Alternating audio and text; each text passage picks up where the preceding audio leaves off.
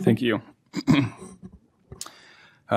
Just coming off of that, I'd like to just express condolences to a couple things. The Weber State community, it sounds like there was a loss of life on campus today from a community member.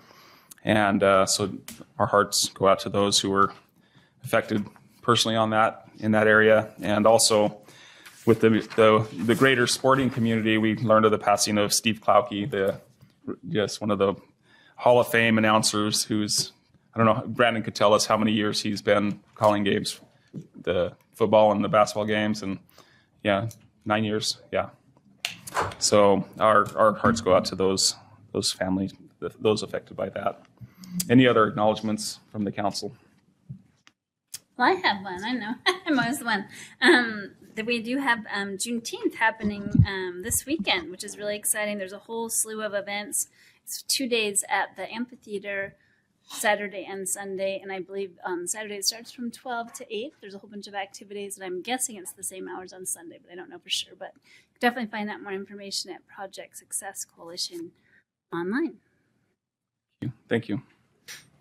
Mr. Chair, there was an amazing car show on 25th Street last week. It was incredible, but the most beautiful car that I saw was an Ogden City fire truck, the ladder extension truck that was just off 25th Street. Not part of the show, but that was my vote for first place in the car show. Awesome. One of our Ogden Fire ladder trucks. Awesome.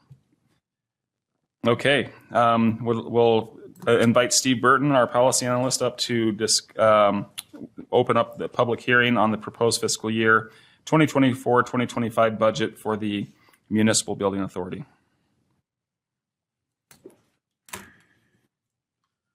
Good evening, trustees.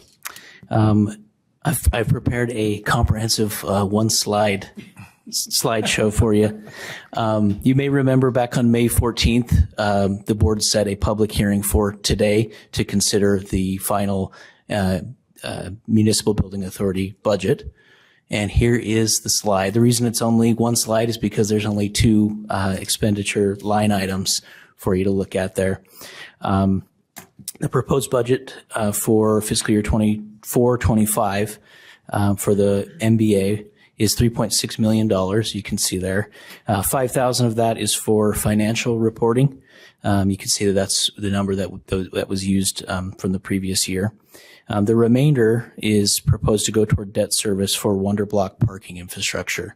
And so you can see that percentage increase there on the right is so large because there wasn't any debt service planned in the budget from last year. A resolution has been prepared should the board wish to adopt the final MBA budget tonight. I'm prepared to answer some general questions if you have any, and may need to, if you've got more specific questions, I'm sure the finance folks in management services could help me out. So, any questions? Okay, I think not at this point. So this is a public hearing. So if you're here to address the council on this item, we welcome your input, and we invite you to come to the podium, or if you're online, raise your hand, and we'll ask Brandon Garside to monitor the online to let us know if there's anybody there. But yeah, limit your comments to 3 minutes, and then if there are questions, we can address those after the public comment period.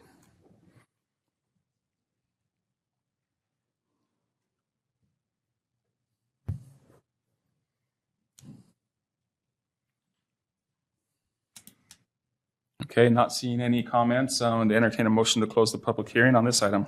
So moved. I'll second. We have a motion by Trustee Heyer and a second by Trustee Graff to close the public hearing on this item. This is a voice vote. All in favor? Aye. Aye. Any opposed? No. Okay. All right. Any other discussion items or?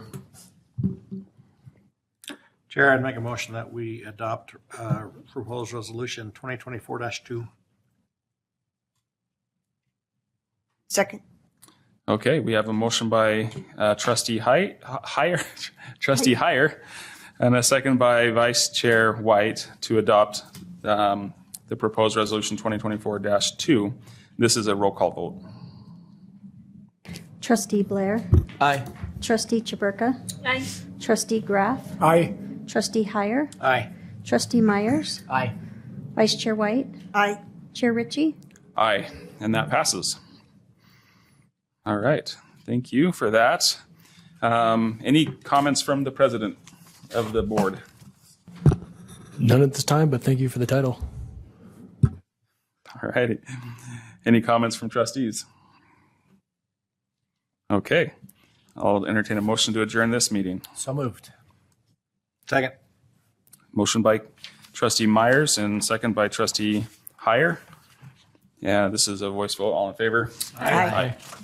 Okay, we'll take just a few minutes or a few seconds or maybe 20 seconds to reset for our next meeting.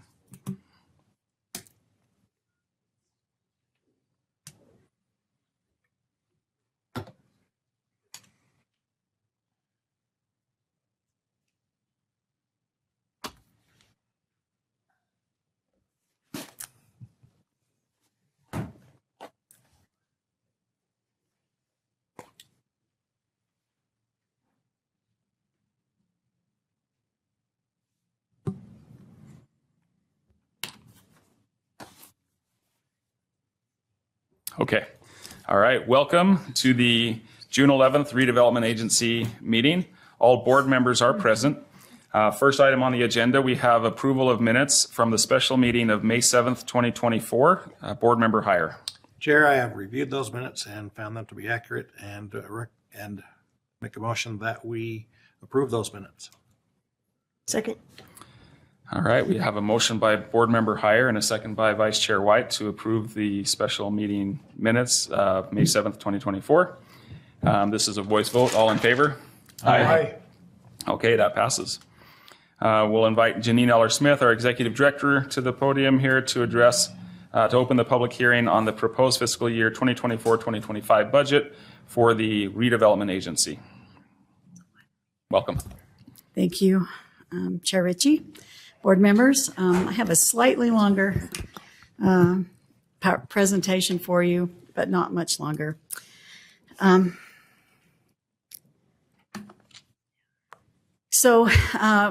to present the Ogden Redevelopment Agency budget for the fiscal year 2024-25. As you know, all council members serve as the board of the RDA. The mayor serves as the executive director. And RDA is governed by Utah Code 17C. And this code has changed many times, even just while I've been working for the council. And they basically keep changing the names of the project areas. So, you know, initially for years and years, it was redevelopment areas, and they changed it to urban renewal, then community development, and finally community reinvestment or economic development areas. And we have, Ogden City has at least one of every kind. So there are 10 active areas for this fiscal year. Redevelopment areas, urban, like I said, urban renewal areas, community development, community reinvestment, economic development. We had 3 that expired in 2022, so those 3 drop off.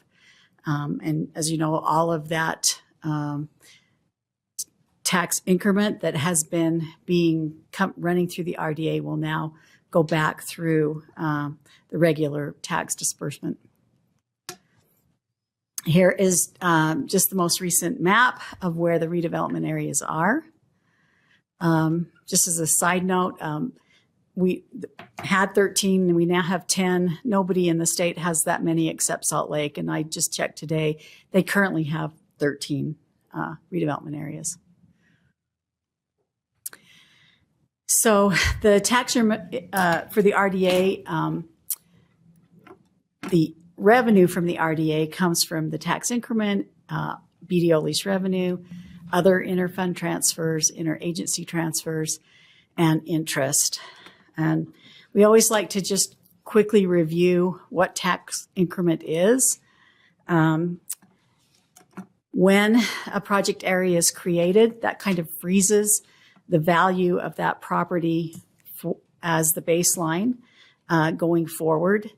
And over time, as that value of that property increases due to the development that happens on that property, the difference between the baseline and anything above that is what is referred to as tax increment.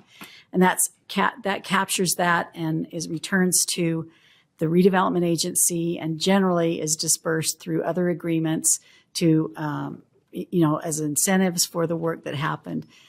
After the termination or the project area has expired, then all of that value then goes to back to all of the taxing entities that participated. One of the criticisms that we often hear for using RDA areas is that money is being diverted from the school district or from the county for other purposes. And it's just important to remember that without the development, there wouldn't have been that money wouldn't exist anyway. It's like magic money. It's only there because of the redevelopment that's occurred. So here's a year-over-year budget comparison between FY24, FY25. You can see there's a significant decrease in the administrative costs. That's not because they did a significant decrease in 25. It's because in FY24 it was larger because you added some money for marketing and those kinds of things that haven't been added in other years.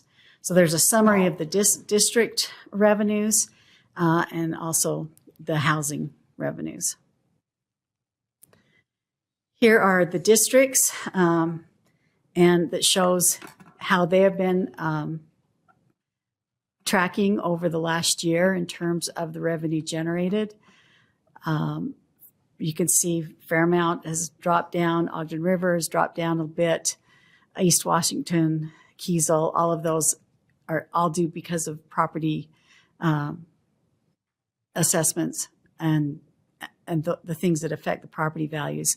If you'll notice Continental, it's currently under construction. That is the Wonder Block. And we have a 2,000% increase, which is estimated for that budget. There's also a couple of other districts that are still open that have expired. That 25th Street has expired, but because there's some debt associated with that, they're keeping it open on the books to run the debt through that and repay that on the recommendations of our auditors. And that's, I think, the other one. 12th Street is the other one, and it's actually not listed up there.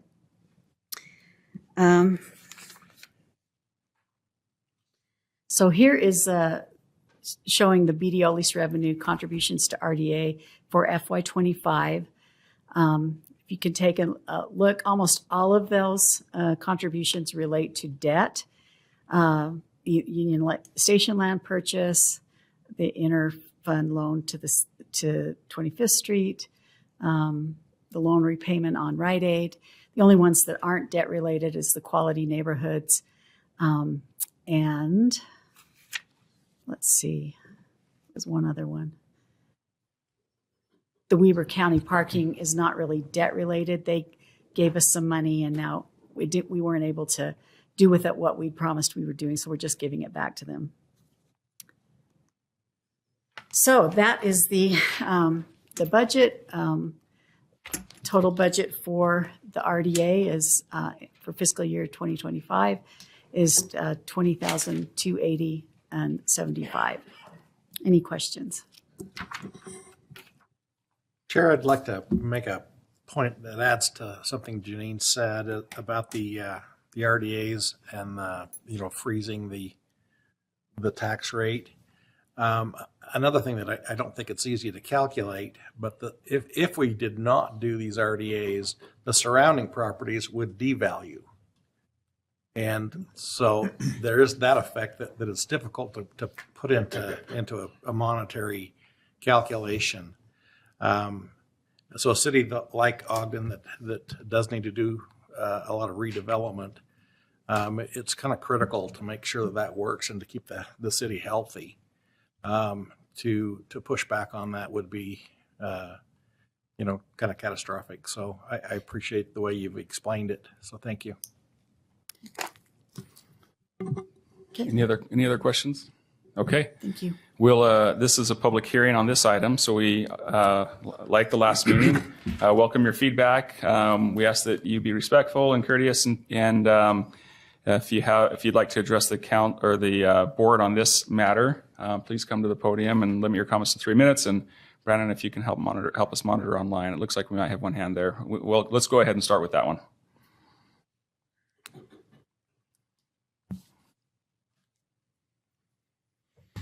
Hi, Heath Sato, Ogden resident. I just want to push back a little bit on what we are always told about tax increment financing, that we would not be getting these taxes regardless of if we didn't do the TIF financing. And the pushback on that has always been the amount we've done, and we haven't seen any sort of competition for these funds. Most of these projects, like the Wonder Block, the townhomes on 24th, and projects of that nature, are often, or have been in the past, been given to a single developer that has not had competition. And I'd like to correct myself, there was actually an open call on the 24th Street one, but like Wonder Block was just given to a single developer without any competition, and they received all this TIF financing, 160 some million dollars from the city. We were handling all their parking and all that. So the problem is not with the fact that the RDA uses TIF. It's what we're using it for, how much we're doing, and when we have no competition, we don't really know what a developer would really be willing to put into a project if they didn't know that they're the only ones up for it. And I would like to see more guardrails put in the RDA. I know you recently added a few things. I don't think they really did a whole lot in the end, because there's a lot of discretion within a single person has to choose a developer. And so essentially that's it. The development is good if it generates the property taxes, but when we do TIF financing, that those taxes are deferred for a long time. And if someone else would be willing to do that development for less TIF, we should use them. Thanks. Thank you.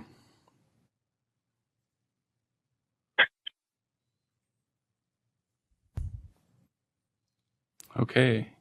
Not seeing any other movement, I'd entertain a motion to close the public hearing on this item. So moved. I'll second it. We have a motion by Board Member Heyer and second by Board Member Myers to close the public hearing on this item, and this is a voice vote. All in favor? Aye. Okay, that's public hearing is closed. Any other discussion or comments on anything?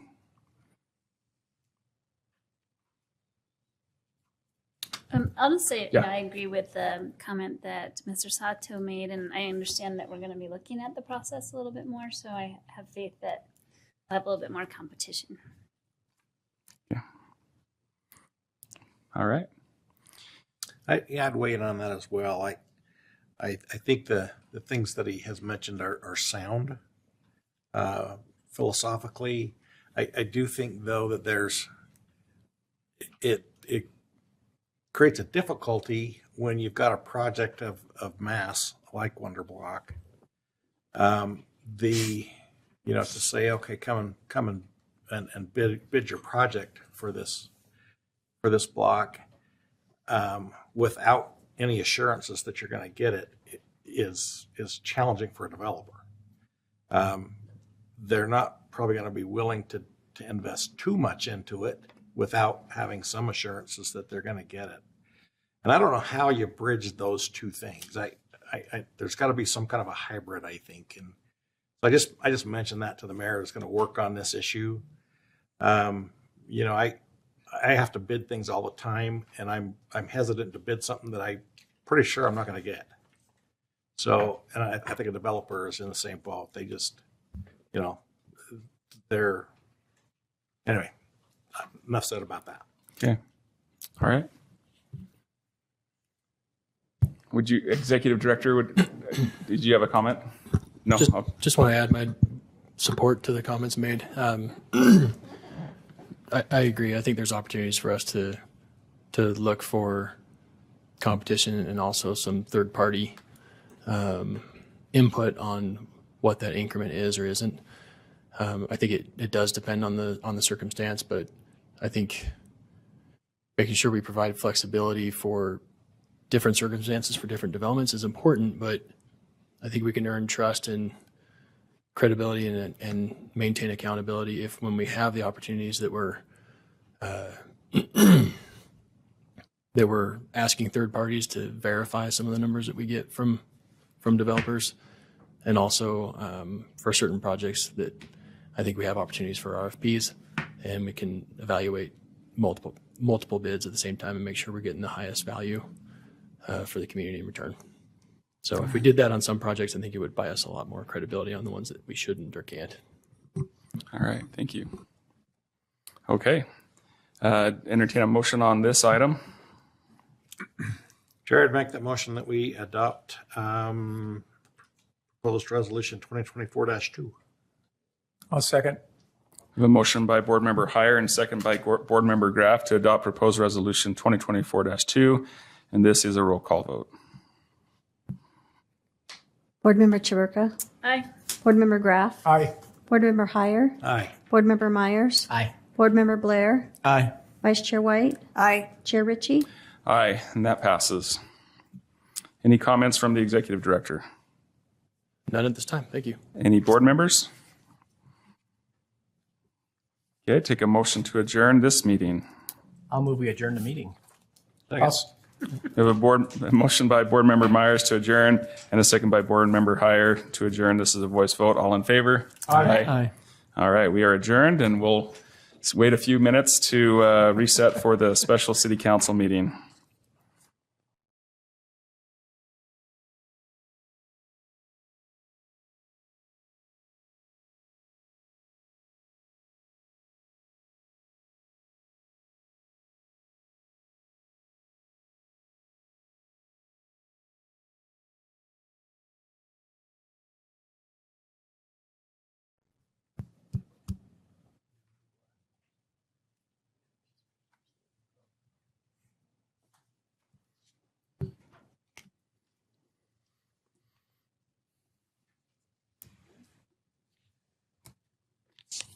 Okay.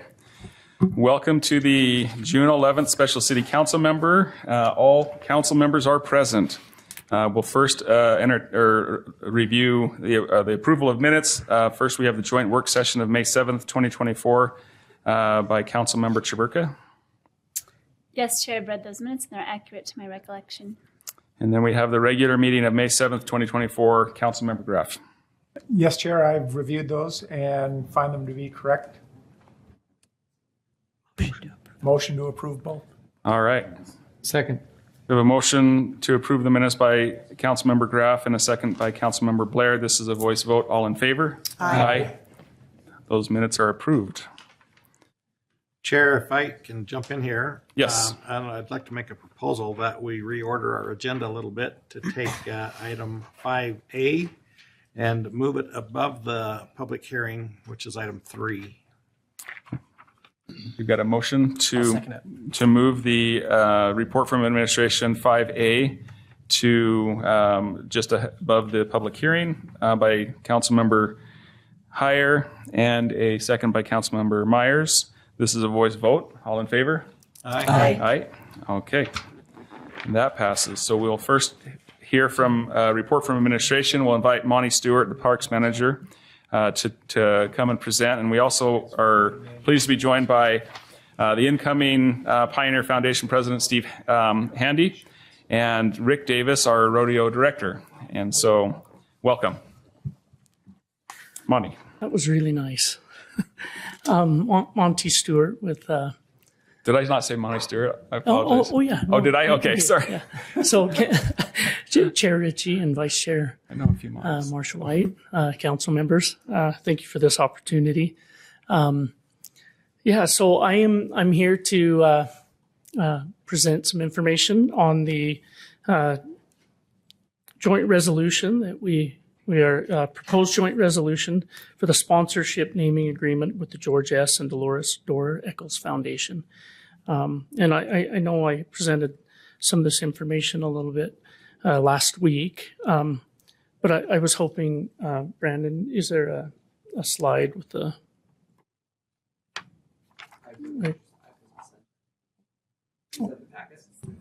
Yeah.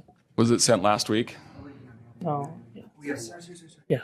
So there's one slide a couple slides that'll pull up that might help. But so in the proposal of the joint resolution for the sponsorship naming agreement, the foundation recognizes a recent contribution of $800,000 approximately for this specific project that is going on at the stadium right now. The slide that we have here is an aerial of really the west grand entrance, and where right now West Stadium Park just continues straight up to the fencing. But this is I know everybody here has been to the rodeo, but this is kind of the main entrance that you come in after you purchase your ticket and enter in. And then there's one more. The next slide shows. Let's see here.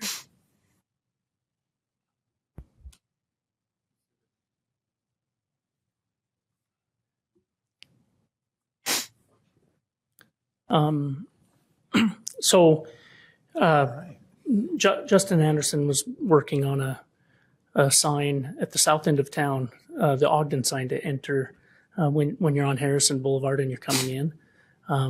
And so we've been working to create a sign down there that really kind of meshed with the archway. So when this came up with the Rodeo Foundation about wanting a grand entrance, we looked at really tying this project together and paying homage to that archway over Washington Boulevard that's so iconic. So in the resolution, since 1982, really, the Eccles Foundation began donating money for the rodeo. And they began in 82, like with $10,000, and then it just grew. And each year they donate money that is really imperative for the Rodeo Foundation and the committee to put on the rodeo and make improvements.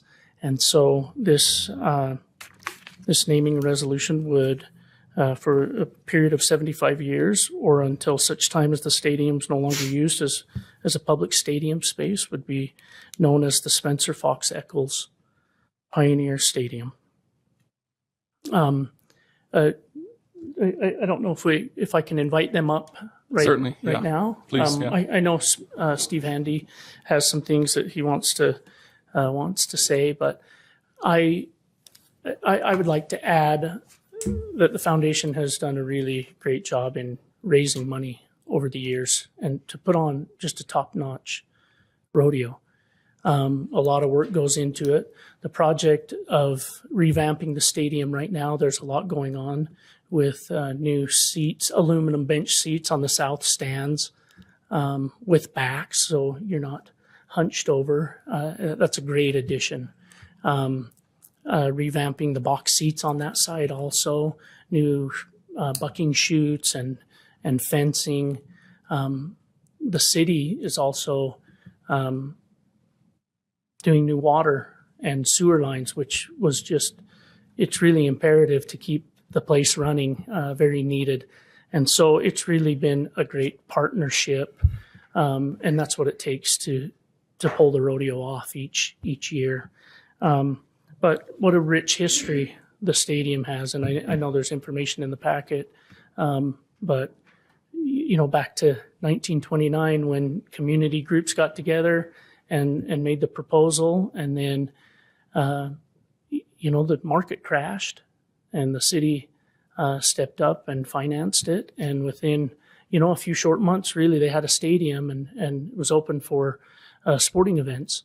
And then Mayor Harmon Peary had the idea for a rodeo, and thus began the Pioneer Days Rodeo. And what a great legacy that has become. And so I'll let Steve and Rick Davis. Rick is our committee chair, and that just so you guys know, there's the foundation and then there's the committee, and the committee's kind of the boots on the ground. That's who I meet with and talk with the committee all the time on getting the boots on the ground stuff.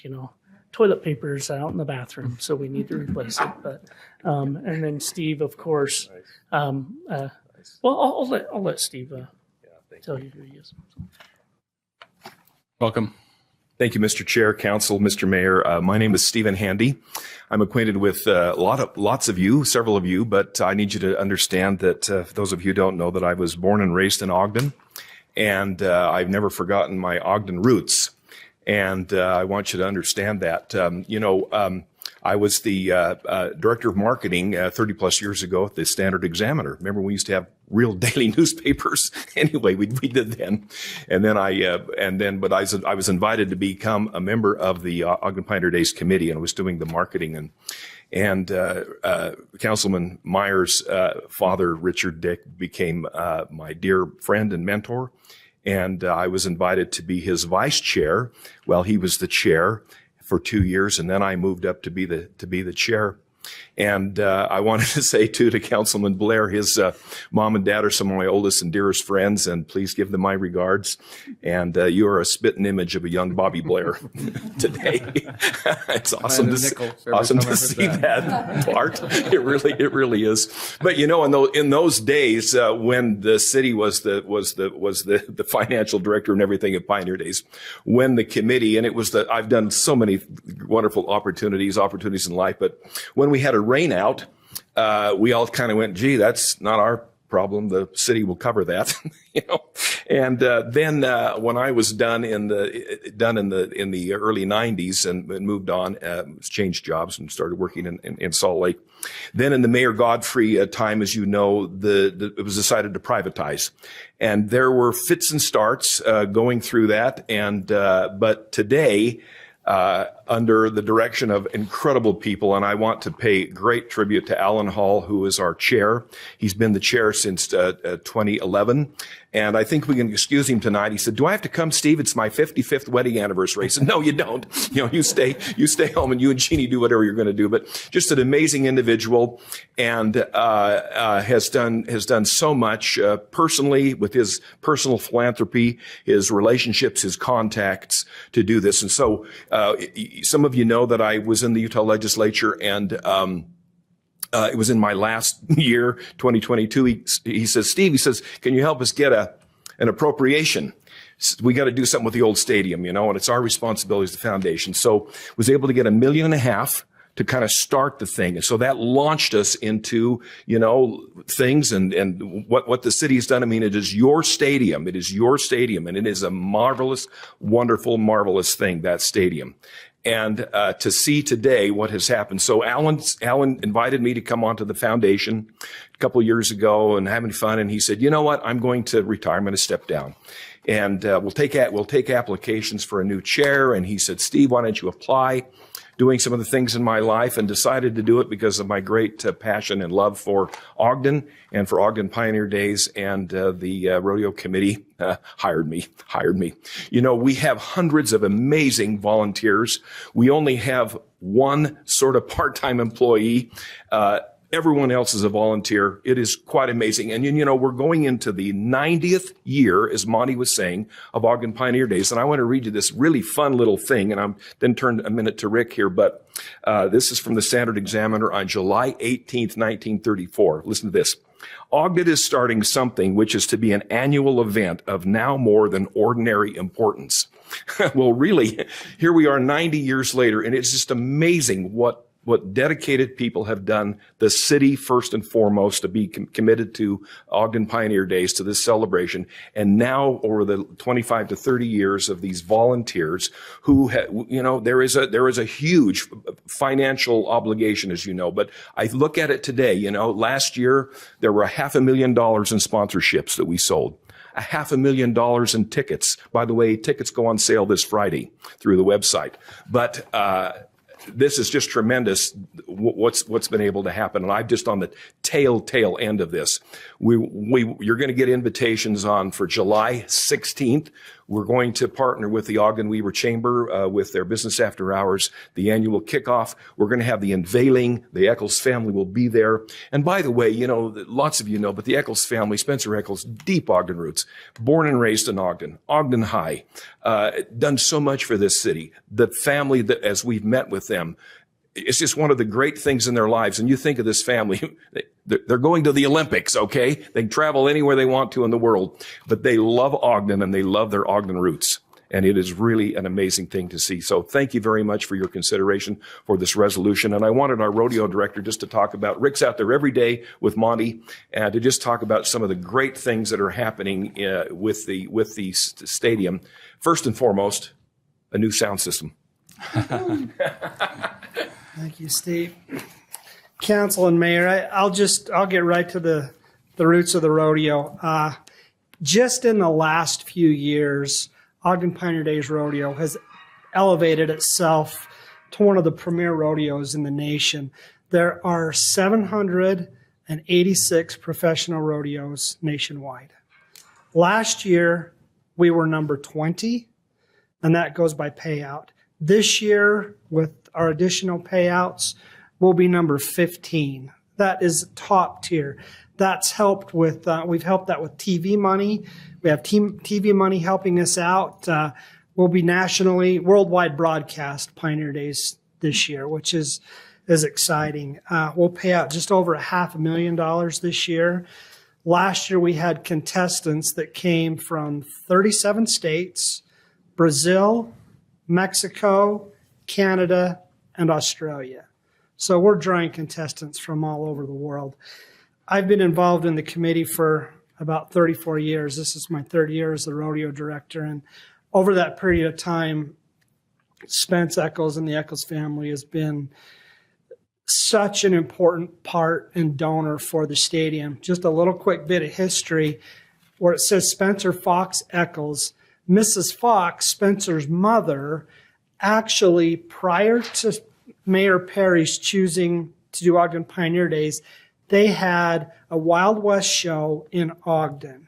And she was represented as Miss Ogden and Miss Utah. And she actually rode her horse up on the steps of the Capitol to give the governor an invitation to come to Ogden. And that was in 1922. So the Eccles history and rodeo in Ogden is deep. It's exciting. We'll have some placards talking about that history and the new grand entrance. And so we just appreciate your support in renaming this as Spencer Fox Eccles Stadium. Thank you. Thank you. Thank you. Any questions or comments from the council? I have one. Yes. Just as a former Pioneer Day committee member, I just want to express thanks for the committed and devoted efforts that you've kept that fire burning. I served with Rick when he was serving with Miss Rodeo Utah Committee, and he's just I've watched him continue to serve for many years in Pioneer Days, and just proud of you and the great volunteer spirit you bring. And it was fun to watch Steve in his glory days and Pioneer Days many years ago. We're glad to have you back. Yeah, recycled. So, Monty, thank you. And this is something the city makes a huge commitment to. Monty referred to that, but this wouldn't happen without Ogden City's support and commitment. The ground care, the preparation of the stadium, and just the support of fire department and police department at the rodeo is unbelievable. But it all comes down to our volunteers that makes this happen, and we just commend you and say thanks. And rodeo's in good hands. Pioneer Days, because it's actually a whole week of celebration that we look forward to with many, many events. Yeah. I wanted to say one thing, that the 47-foot golden spike that's down here, it's going to be in the parade. Okay. And it's going to be really, really fun. They've made an application, and it's going to be in the parade. So it's going to be very neat. exciting. Very neat. I would also just echo those comments and thank you for all the work you do. And maybe help me on this one. The barrel racers are pretty particular about their dirt. And I believe that Ogden's rodeo was rated, was it number one a couple of years in a row? Or Yes, we were the Women's Professional Rodeo Association Rodeo of the Year. And that's worldwide. That's the Calgarys, the Cheyennes, the Pendletons.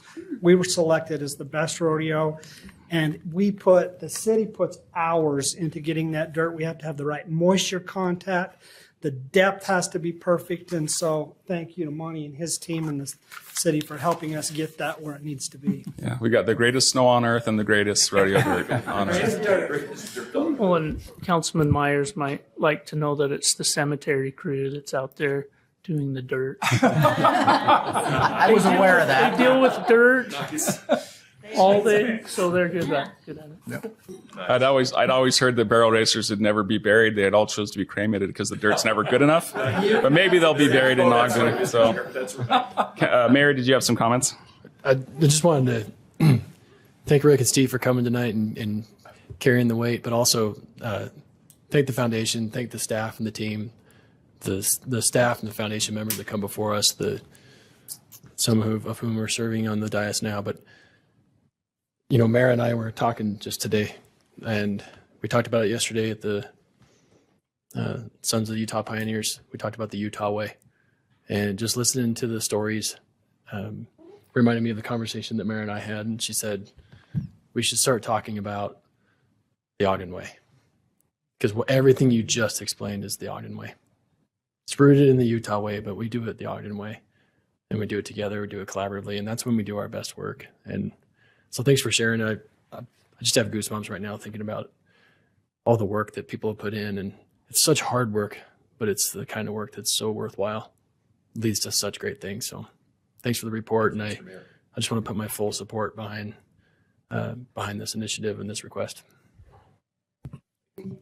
Thank you. And I assume, Rick, you may be the guy to talk to when it comes to maybe the council had some ideas on maybe wanting to recognize the rodeo clown who's been pretty phenomenal and also nationally recognized. And so I don't know if Councilmember Blair, if you wanted to just mention something, or maybe we could talk offline on some thoughts there.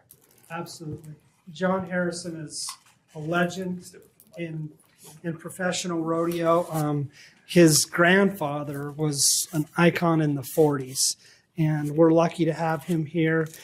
Ogden, you hear any of his social media, he always says Ogden is his favorite rodeo, and he does hundreds of rodeos across the United States. So yeah. John would be very honored. Okay. And we'll bring him in. Yeah, we'll talk about, yeah, go ahead. I'll just add to that. Yeah, last year I had the opportunity to meet him and talk to him, and not only him, his wife, his children, I mean, they raved about Ogden, and they said they planned their summer around this rodeo. And I said, well, I mean, do we bid for you? Do we have a contract with you? And he said, this is my rodeo as long as I want it. They've made me that offer that as long as I'll come, it's my rodeo. And it's one thing to have a guy that's maybe from Hooper and okay, yeah, just bring him up and let him be the rodeo. This guy's nationally known and ranked number one multiple times over, and we're very, very, very lucky to have him. And I just think it'd be great if we could honor him. I mean, we have some ideas, but we'd love to meet with you and kind of. We'll work through Monty to coordinate with you on that effort and see what we can do. That'd be great. That'd be great. And then during the rodeo, if anybody wants to come meet him, I mean, they're super gracious, and just let us know. We'll line it up. Thank you.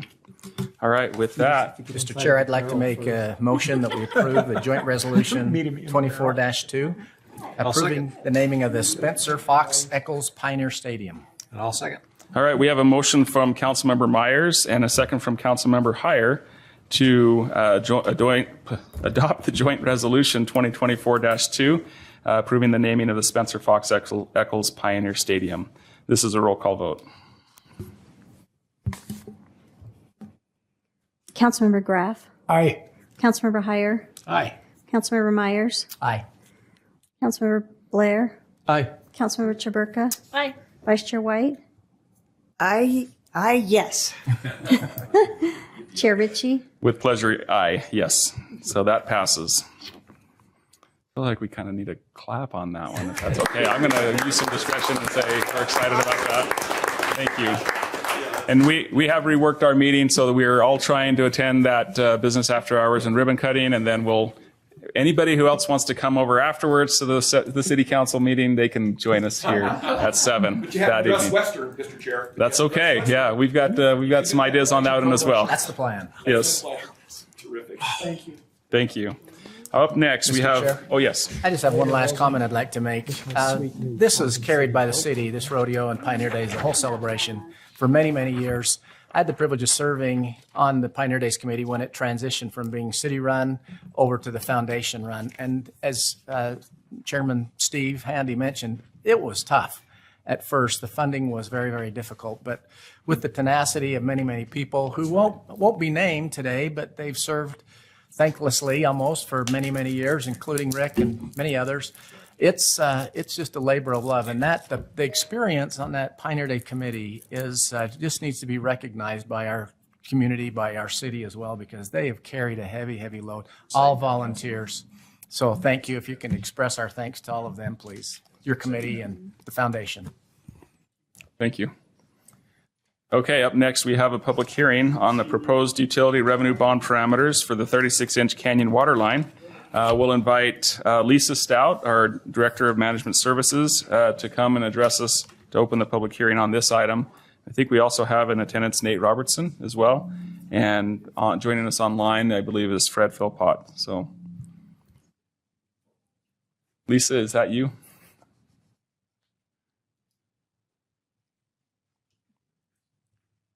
And Justin, maybe? I would just like to turn the time over. We're going to have Justin Anderson just give us some background on the need for this project. And then we do have Fred Philpott with LRB online. He's going to talk about quickly the financial implications and the rate increases necessary. And then we'd like to invite Nate up to talk about the bond itself. So, okay. Thank you. Thank you. Justin, welcome.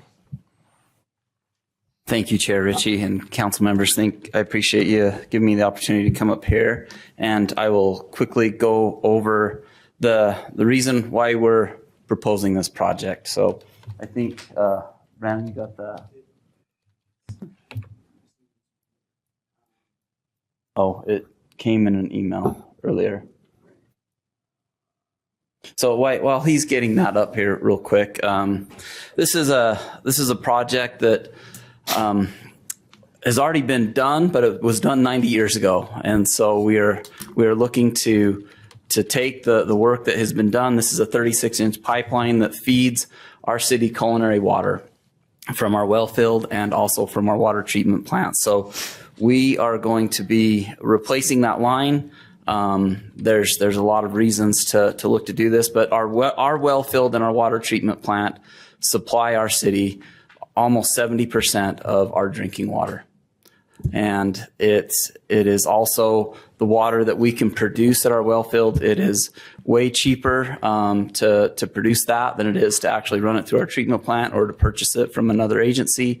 And so this water makes it possible for us to be able to give good, solid, reliable, high quality drinking water to our citizens. So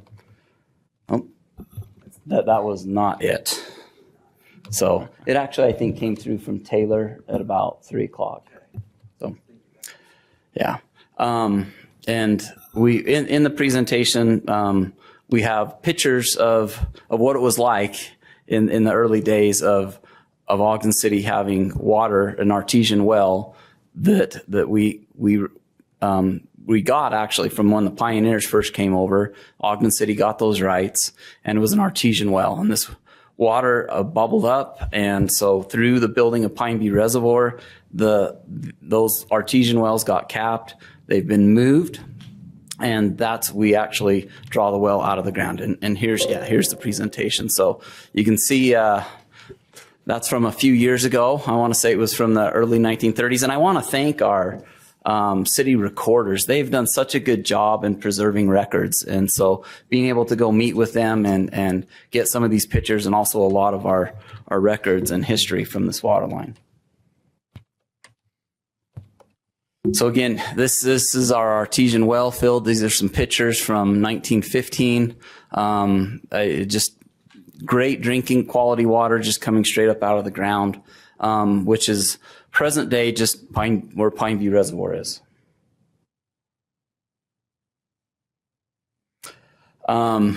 This water line was constructed in 1935. The installation was very significant as it was the largest line that we have in the city for culinary water. And it also is very critical in getting our drinking water, which is a little over 5 miles from our city boundary to our city boundary. And also it was the second of 2 lines. There was an original line that was put in 1915 that was a 24-inch water line, and that was a line that we replaced in 2013. And that line, the 24-inch line, was actually ran right down what's now the center line of the road going up Ogden Canyon. The 36-inch line that we're talking about crosses the road a couple times, but it is off that alignment. In fact, the alignment of the 36-inch lines up with the rail alignment that ran up Ogden Canyon. It was the Bamberger line. Here's a couple pictures of the 24-inch main that ran up that we replaced. As you can see, as we got up there doing work, the line at that time we replaced it was about 100 years old. Significant leaks on this line. We very conservatively say we were losing approximately 3 million gallons a day out of that 24-inch main. And so the 36-inch, though we don't have probably great records as far as going down and inspection because it's buried and it's also through the canyon. We've done some tests over the past 15 years, 2 different times, and both tests confirmed there are leaks on that line. And so that's one of the reasons why we want to replace this line, is to conserve our water losses from that line, and through that conservation be able to do other things with it, like sell the water or be able to provide other uses that may be needed. Again, the state of that 36-inch line in this picture, again, 90 years old. There's a risk of failure, and it is so much cheaper to be able to plan for a replacement of a water line than it is to be in an emergency and replace a water line. You've probably recently seen pictures from Atlanta, Georgia. And that is a bad situation to have to be in, to be up against a time frame of trying to get water restored. And so that's one of the reasons why we're looking to do that now. Just to understand the size of this project, we've broken it up into kind of 3 different phases. One is an area where we have to go actually under Pineview Reservoir all the way down to our water treatment plant. Another phase is to go from our water treatment plant all the way down the canyon and up the side of the hill on the south side of the mouth. And then from that point, we're going to go what we call a 42-inch, the overflow vault to the 23rd Street reservoirs. And here's a map of those locations. So this is from our well field on the kind of the northeast side right there of the marina at Pineview. We will have to go under the reservoir. We come back up. We follow SR 158 all the way down to about the dam where we cross down that reservoir to our water treatment plant. Then we go from our water treatment plant all the way through the canyon to the mouth of the canyon, where we turn and go up about 800 feet off the side of the hill to where we have a vault that combines water from our 24 and 36-inch lines and then feeds our city reservoirs, which is 60 million gallons. Again, this infrastructure was life-changing for the city of Ogden when it was put in. And we are now to a point that we need to replace that to continue forward in the future. This project will require some rate adjustments, but this also puts us financially in a sustainable pathway of our water infrastructure. And that means that being able to reliably sell our water to our users gives them security on being able to move forward for both our residents and our businesses. And so this is also we are proposing is the prudent thing to do at this time before we have a failure. And so with that, is there any questions that I might answer concerning this pipeline? Chair, I'm amazed that nearly 100 years ago, they were forward thinking enough to have not only a 24-inch pipe, but then put the 36-inch. Our population couldn't have been nearly, I don't know what it would have been 100 years ago, but is there any records that you've reviewed that talk about their thought process about putting both those pipes in when they did? You know, I haven't found, I wished I could have found some diaries or some other notes of the reasoning why, but there was some very good engineers back in the day that thought through everything they needed to do. I can tell by the alignment, I can tell by the care by which the line was placed, how they marked it, that there was a lot of thought. And they were forward thinking of understanding that we needed reliable water for then, plus the future, and being able to have this source of water and for a consumptive use really allowed our city to grow in a way that others surrounding us could not. One other thing, I got a pretty angry call this last week about, which happens from time to time. They were worried about our ability to supply water to the growth that they're seeing around us. And I'd love it if you'd take just a second and kind of address our ability to continue to supply water to those who choose to move into Ogden. Yeah, absolutely. So in 2008, we did a water master plan. And at that time, we looked out to the year 2050. And what we realized is between the year 2030 and 2050, we were not going to be able to produce enough water to be able to meet the demand of growth. And so through that master planning, we came up with ideas of what we needed to do to meet that growth. Well, one of the things, and probably the main thing, is to reduce our water losses. And so we, as a city, and I commend the city council at that time, took an aggressive approach to be able to fix our aging infrastructure.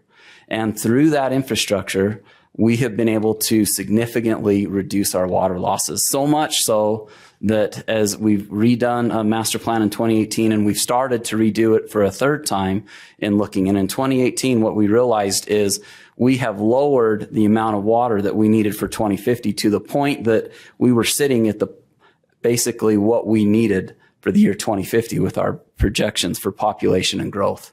And so as we continue to move forward and replace a line like this, which is also leaking, is it leaking as much as 3 million gallons a day? I don't know that.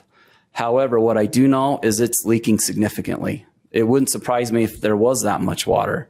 But I would say there's at least 1 million gallons we're probably losing daily out of that pipeline. And so by reducing those water losses, it allows for the consumptive use. And it also allows for our rates to be able, moving forward in the future, of being able to be in a place where it can be steady. So we don't have to have large increases continually because we do have the water to meet the demands of our city. A lot of towns that you see through the drought, you know, they did restrictions on water uses, but then when they did restrictions, the rates jumped up dramatically to make up the difference to be able to run the water system. And so being very wise with our water, and conservation is fantastic. Anytime we can conserve, it is good. But there's no conservation efforts that meet the same as fixing aging infrastructure and the water losses from that. Thank you, Justin. Appreciate it. Yeah. Any other Councilmember Blair? I just have a question, and I don't know if I would assume that the water line that we're going to put in has come a long way since the one they put in 100 years ago. Probably much better, I'm assuming. That is a great question. So the line that was put in 100 years ago was a still type pipeline. The pipe that we're actually looking to put in is another still pipeline. However, we're looking to put it in with a coating that's an epoxy coating. It's a different coating what they put in 100 years ago. The thickness can be different, and really the metallurgy of the pipe is different. And so we are going through a process right now of determining exactly the material that we want to use, but a still pipe is in the consideration for that. Because to see a steel pipe and it does corrode and there's some issues that happen with steel. However, to make it 90 years from the construction methods that they have back then is actually fantastic. And we feel that through the construction methods that we have nowadays and with the way we plan to backfill and to put cathodic protection on that line, that this line will last much longer than 90 years. Can I just have one other follow-up? Yes. As water, and not that it's becoming more valuable, but water has always been valuable, and now it's maybe even more valuable. We don't want to lose it, and I'm not worried that we're not gonna have leaks at the beginning. But is there a way to monitor leaks with this new line? Yeah. So actually, that's a great question. So we've actually, as a city, been working on that, of making sure that from the water that we produce, and that's so at our well field, our treatment plants, from water we purchase from Weber Basin, and our other wells in the city, we have systems set up now that we monitor the levels that we at the time of our source. So then we also keep track of how much water that we sell. And so we keep a running tally of what that is and try to reduce our water losses. And so since 2008, we have slowly been drawing that closer and closer together. And I'm happy to say in 2008, we produced in July is typically our peak month or usage of water. And in 2008, we were producing down that Ogden Canyon about 34 million gallons a day. I'm looking forward to this year seeing how much water we're needing to come down that canyon to meet a greater population and a greater business community drawing off that water. We are probably almost 6 million gallons or more less than what we were in 2008 with more consumption. Yep. Great. Thank you. Any other questions? I had a question. So some of the concerns I've heard, one of them particularly is just the draining of Pineview. And I know you addressed that in our work session with trying to time that with, the low points on the year. Has there been any discussion or thought to using or other construction methods for that section to maybe dropping building the line and then dropping it? I've heard there may be some materials that you could do that with. I don't know. I'm not an engineer. Or even just altering the route. Is that just the most efficient route to deliver the water? Could that route be altered to eliminate the need to drop Pineview down to the levels we've talked about? So I'm going to say, as far as rerouting, I don't think rerouting is an option. Okay. To reroute it all the way around would add much greater expense. Greater cost, okay. But there are construction methods, and we are working with we went through a selection of a contractor. Whitaker Construction was selected to do a CMGC process with us, and we've started some preliminary meetings with them. And this is one of the things that we've been talking about. Ogden City, we absolutely do have the right, because of the way our well field was affected, to drain the reservoir. And in fact, in the 50s, we used to drain the reservoir every year to inspect our infrastructure. And that was in 1970, the reason why when they built Pineview Dam to the level that it is, we went into an agreement that we would allow to be moved to where we are right now, have our line buried. However, we still retain the right in the future, if necessary, to drain the reservoir. So with that, we're looking at different options of more than just draining the reservoir. There's options of either sinking the line. There's pros and cons with that. That also leaves the line sitting above the bottom of the reservoir, and I'm particularly not a fan of that. However, there's other ways of being able to maybe run a barge so where you don't need to completely drain the reservoir, but that you can have a barge out there that can dig and place the line as well. We are also trying to see if there are any methods to where we can use the existing hose pipe and do something to where we can somehow line it to make sure that we can meet our needs in the future. So I'm not saying that that's the option we're going with, but it is in consideration that if we need to lower the reservoir, we have that right to do that. And then with that, on a normal snowpack, as that melts off, that would typically fill Pineview 2.5, 3, maybe 3.5 times. Is that? So this year, in the snowpack, it would have about 1.5 times would have been able to fill. So maybe it was last year. Last year it would have filled it over 3 times. Yeah. So, but that is an unusual year last year. Hopefully we don't get that quite every year because it puts us in flood mode panic. However, so the hope would be that if we did have to drain it, a normal snow year would then, be able to restore those levels. Correct. And we want to be very smart about what we recognize water as a resource. We need Pineview to be full for many different reasons. And so we don't want to just hastily make that decision. But we also want to make a decision that's going to be in the best interest of our needs as well for our city and the most cost effective. All right. Okay, that just brought up another follow-up question for me. I hadn't thought Yes. about it before. So what happens to the fish and the wildlife when you drain the... Mayor? So, well, actually, I can speak to a little bit to this because I actually talked to the individual. He's now since passed away, but when he did the work in early 1970s of putting the line across, and they had the reservoir drained. It would drain the reservoir down to about 8%. So there would still be water in the dam, but it would be just lower than what it was a few years ago. So if you remember where the lake was, it was just about, I want to say 15% or so a few years ago, and we would just need to drain it down a little lower than that, but it wouldn't be completely out of water at the dam. A lot of dead fish. As a recovering fish biologist, I can add to that. I know it's weird to have a mayor that used to be a fish biologist, I like it. especially a biologist that managed that reservoir fishery. The fish assemblage in the reservoir is chosen for drastic changes in their environment. So the drawdowns and the refilling of the reservoir is super common in that assemblage. But also that drawdown level has almost been reached, not regularly, but pretty frequently in the past. And the population, just based on how they spawn, broadcast spawners and population dynamics, especially when you introduce dynamics between the different species and across trophic levels, some of that disturbance actually can be good for a population because it helps to reset, especially with yellow perch. They get overpopulated really easily, and then their size structure shrinks. And so if you have that kind of a reset, depending on the timing, it can actually be really beneficial to the population structure. Makes sense. That would also make for some very big tiger muskie. Correct. Yeah, they wouldn't have to travel very far to find their next male. It can, but obviously we have close partnership with the Division of Wildlife, and we've got, I hired the manager. I mean, he's like the smartest guy ever. He's the smartest fisheries person I've ever encountered in my life, Chris Penny.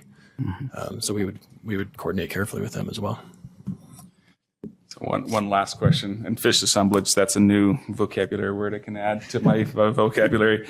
I'm not holding anybody to any specific timeline, but can you give us an approximate timeline of when those construction periods would occur, the draining of the reservoir, working down the canyon? So we are actually working on putting a schedule together with our contractor based on any permitting that we need and also availability of materials. And there's a lot that goes into building the schedule. However, we are hopeful that we could actually start doing some preliminary work. There's still some clearing and grubbing of that line. There's an area that has had a slide in the canyon that's covered our line, and so we need to work through some things that way. But we are hopeful that could actually start later this fall. Okay. as far as draining the reservoir, that's not going to happen this next year. Don't panic. All right. Okay, Lisa, we invite Lisa back up. Anything else? Or do we have Nate to address us on the bond next? Or Fred? Fred, we'll bring Fred online. Can you hear us, Fred? Yes. Yeah. Can you hear me? We can hear you, yes. I will be sharing my screen. Let's see if I can do that.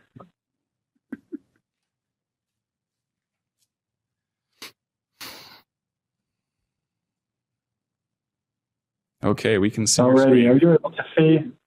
Alrighty. Well, thank you for having me and for letting me join virtually. I was attending another entity's board meeting this evening. I was asked to briefly review the findings of our water rate model update, highlighting the objectives that we had for each of the updates that we've completed over the last several years. Illustrate the rate increase percentage and also expand the days of cash target that chart that I've shared in the past. So I'll go through that, and then if there are questions, I'm happy to address any questions that you have relative to the calculation of rates. As a reminder, our objectives are really focusing on achieving some financial benchmarks relative to revenue sufficiency, cash reserves, and strategic debt utilization while ensuring that we maintain our debt service coverage ratios. So revenue sufficiency, we're essentially trying to ensure that each of the enterprise funds that we evaluate pay for applicable costs associated with those services being provided. So water pays for itself. That's all operations, capital, and debt service associated with that service that's being provided. While we look for revenue sufficiency, we also develop rate structures that ensure that you maintain your cash reserve target. In this case, Ogden City has set a goal to reach 360 days or maintain 360 days of cash on hand. Essentially, what that represents is, again, if you were to receive no revenues, no rate revenues any longer, the cash that you carried over, the unrestricted cash, would allow you to operate for approximately a year without any additional revenue coming in. Now, that's unlikely, right, that no revenues will come in, but it ensures that you have sufficient reserves to fund unforeseen expenses and reduce costs associated with borrowing.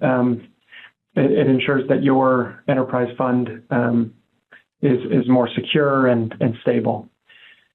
With regards to debt, really we're looking at two elements relative to debt. We need to ensure that we're utilizing debt strategically through refinancing, where applicable, layering in debt as debt expires. There's defees that you could potentially layer on additional debt if appropriate, and to ensure that we're utilizing debt in a way that helps by policy, if it's the objective of the council, to minimize potential large upfront rate increases or big hits to the rate structure. Debt is able to amortize some of the capital costs to ensure that those costs are spread out over a longer period of time. Again, the benefit of that is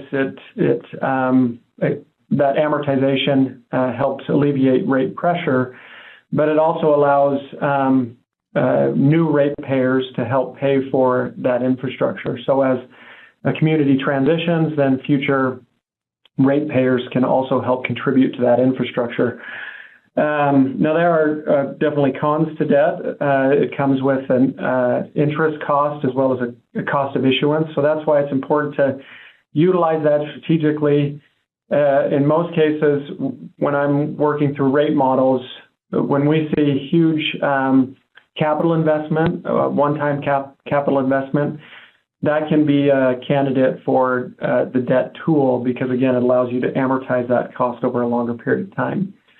So that strategic utilization of debt is a key element in the models that we work through with the city In addition, we're trying to ensure we're making sure that the rate structure achieves 2 times debt service coverage when making projections into the future. What that means is essentially that after you've paid your operating expense and we calculate your net revenue that is available for debt service and capital investment and transfers, that net revenue is 2 times the calculated debt service payment, including any new debt service that is issued. So if your debt service is $1, that your net revenue will be $2 after paying your operating expense. The minimum requirement is 1.25 times. Again, striving for a slightly higher metric there ensures that, again, your enterprise fund is more secure and it helps reduce your borrowing costs and interest costs in the event that you need to utilize debt. These objectives have been in place for several iterations of the model that I've worked on. I've been working with Ogden City since I think my first touch of the model was 2016. So these policies and metrics have been at the forefront of these models to ensure that you maintain revenue sufficiency and sustainability in this pro forma. I'll also highlight that a major component of the water model and the other enterprise funds that we've evaluated is capital infrastructure funding and ensuring that you can maintain and build infrastructure, as Justin discussed. So based on those metrics, we've proposed and presented a rate increase of 4%, coupled with an inflationary increase of approximately 3% in the future. The calculated inflationary increase for fiscal year 25 is 3.18%, which is pretty close to the long-term average, a 20-year average relative to the inflation indices that we're looking at. So in addition to that inflationary increase, we're proposing that 4% rate increase for a cumulative increase in 2025 of 7.18%. And then we've projected that out into 26 through 29. The inflationary increase is based on your calculation formula, which we'll describe in a little bit, but that rate increase would be in addition to that inflationary percentage. So in past presentations, I've provided this chart, but it stopped at 2029, and I was requested to pull that out beyond the 5-year planning horizon. We hesitate sometimes to show beyond the 5-year planning horizon because there's a lot of unknowns that can happen in that second window. While it's important to look beyond that 5-year window, Ogden has been very proactive in reevaluating rates and evaluating the model on an annual or semi-annual basis to account for some of those unknowns and make sure that we're staying on track. And we recommend that you continue to do that. That doesn't necessarily mean we have to update the model every year, but at least it's evaluated to track these performance metrics. So what we're seeing with those proposed rate increases and the inflationary increases, that your cash reserve starts at a slightly higher number than the target amount. So we're at the 444 days, but that gets spent down to 402 days of cash on hand by 2029. And then moving beyond that, it continues to get spent down. I will point out that for fiscal year 2030 through 2034, this assumes no additional rate increases, but it does assume an estimated inflationary increase of 3%. So I am growing rates by that calculated inflationary amount, but not an additional rate increase on top of the 3%. So you can see we do spend that fund balance down a little bit. It drops below our target, but we're staying relatively close, so we're hovering around that benchmark of the 360 days. I'll also point out that the model assumes, starting in 2030, that we have a pipe replacement cost of about $8.3 million. which is actually slightly lower than the calculated amount from your original calculation of pipe replacement plus inflation. I think it came out to be more like it could range from 8.7 to 9 million. So I just want to point that out because it highlights some of the uncertainty again as you look beyond the 5-year window on what that capital investment might look like. It could come in higher if we start experiencing some higher inflationary pressure. While that will influence the rate calculation, sometimes that's not sufficient to cover the full freight of inflationary pressure on your capital improvement needs. So I think historically what the city has done is there's some give and take within that pipe replacement that you fund as much as you can within the rate parameters and the new revenue generation and replacement of the system. But for the purpose of the model, I'm assuming about 8.3 million, and then that is inflated in future years from 2030 to 2034. So what this, again, in summary illustrates is there is a trend for a spend down of the fund balance at a slower rate. And then beyond the 2030 window, that trend may continue to happen based on capital improvement assumptions. So that is a summary of the model. Obviously, there's a lot of detail that goes into the model relative to operating revenues and expenses and capital improvements. I did want to highlight this does assume the new bonding. So what Nate is going to present relative to the parameters resolution and the proposed debt services we have it calculated now. We're essentially assuming that some of that debt comes on in fiscal year 25, and then you have the WIFIA portion of that debt coming on in 2028, which is really timed and layered in as debt expires within the Water Enterprise Fund. So you do have some, looking at your existing debt service, you do have some debt expiring. It expired in fiscal year 24.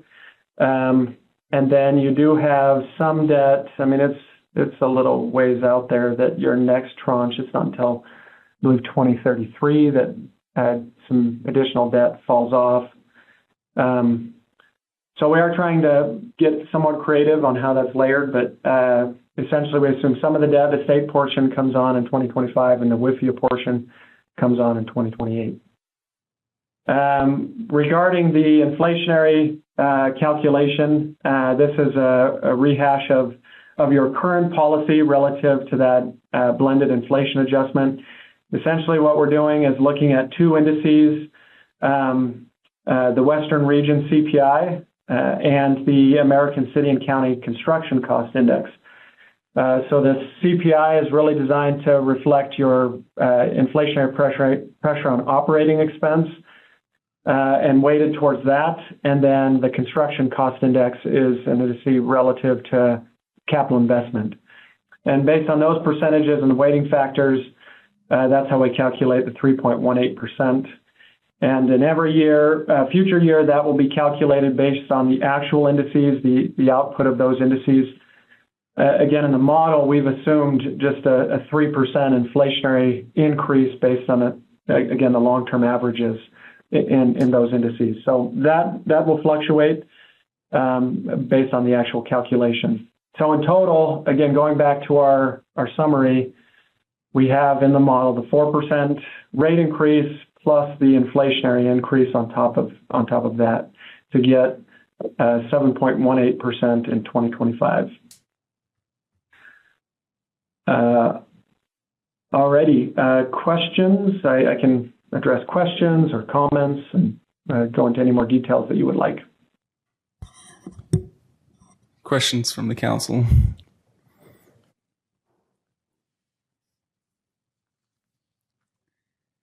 Fred, you mentioned the 8 million. Is that it's just budgeted in that there's about $8 million a year that we're looking on replacing existing infrastructure? Is that what that reference was to? Yes, and that is in 2030. So the actual CIP line item for 2025 through 2029 is slightly less than that based on input from staff. So we don't actually trigger that 8.3 million until 2030. Our 5-year CIP with the large infrastructure is about 130 million. So it's the next couple of years, we're actually hovering around 6 to 7 million in capital investment in 2026 through 2029. And then 2030 is when it jumps up to invest more in pipe replacement to get more in line with what was recommended at about 1.2% pipe replacement each year. So right now we're not quite at that target, at least in the model, and there's an assumption that we would try to get to that in future years. Okay, thank you. Thanks for that clarification. Yeah.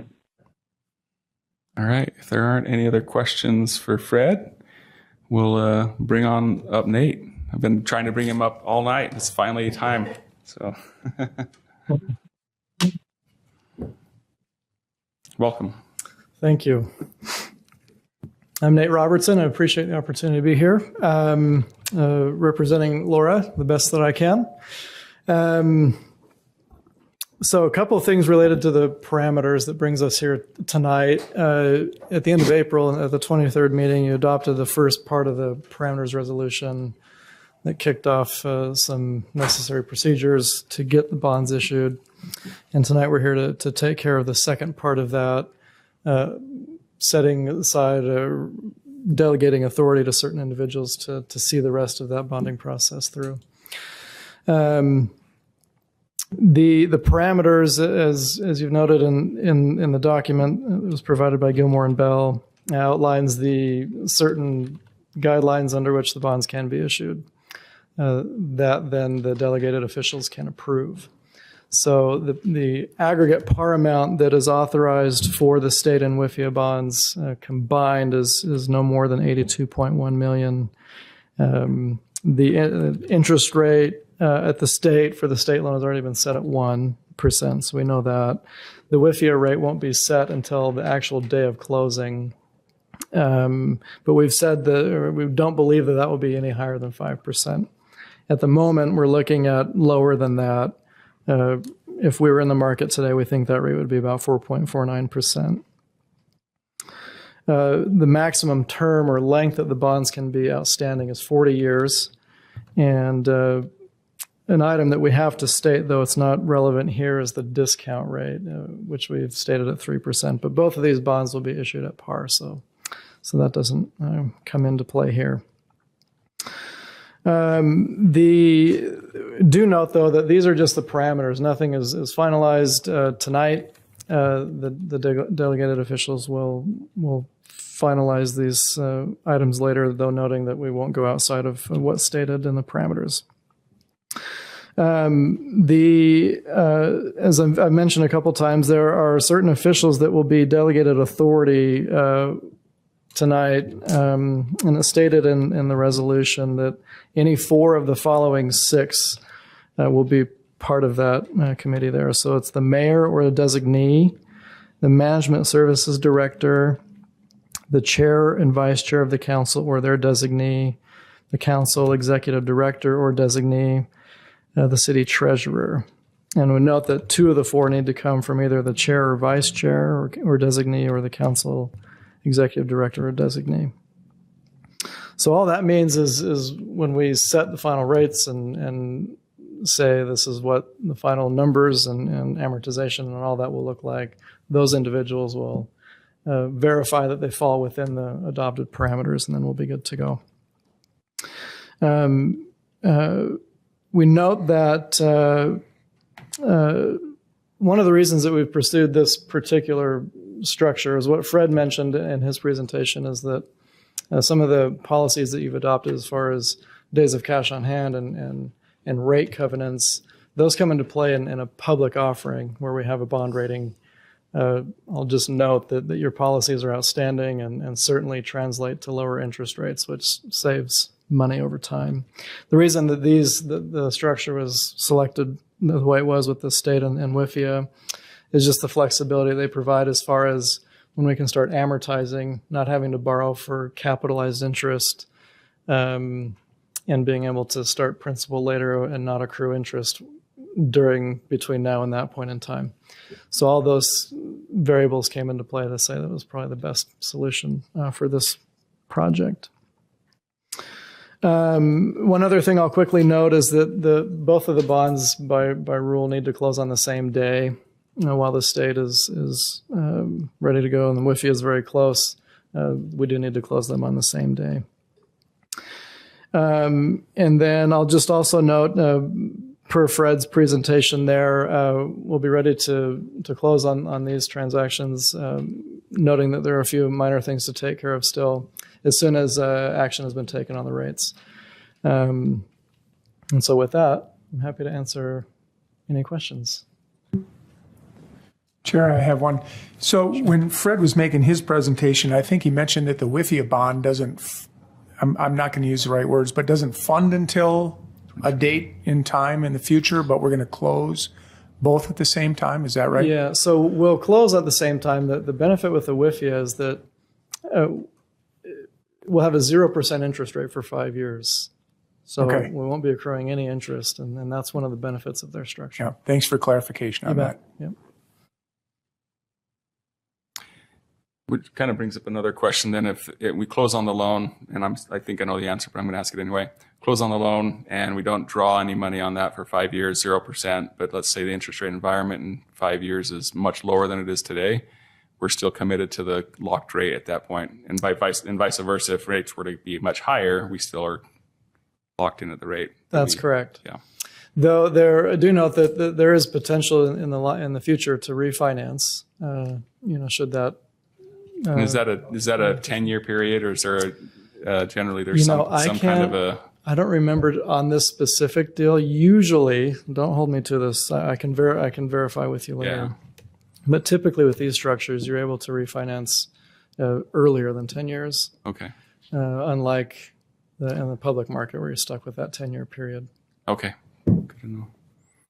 Yeah, I would be interested to hear on that. Yeah, we can double check on that.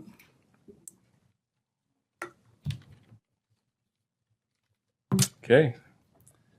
No other questions at this point for Nate. This is a public hearing, so hang around. We may have some other questions yet. Okay. So at this point in time, this is a public hearing on this item. If you'd like to address the council, please step to the podium and limit your comments to 3 minutes. If you're online, go ahead and raise your hand, and we'll invite Brandon to kind of monitor that for us. Welcome. Thank you. I'm Laura Lewis. You answered a lot of my questions. Very good discussion. Thank you very much for that. What I want to do now is clarify exactly how this is going to impact my bill for the next 30 years, assuming I live that long. If I understand what was said, the 4% remains constant. Can you answer that, or do you have to answer me after? Yeah, we'll just answer after. We'll take down your questions. That will remain constant. Then I think it's the BIA, that can fluctuate over time. And one other question is, we are transferring money out of the enterprise fund in the water specifically of over $3 million.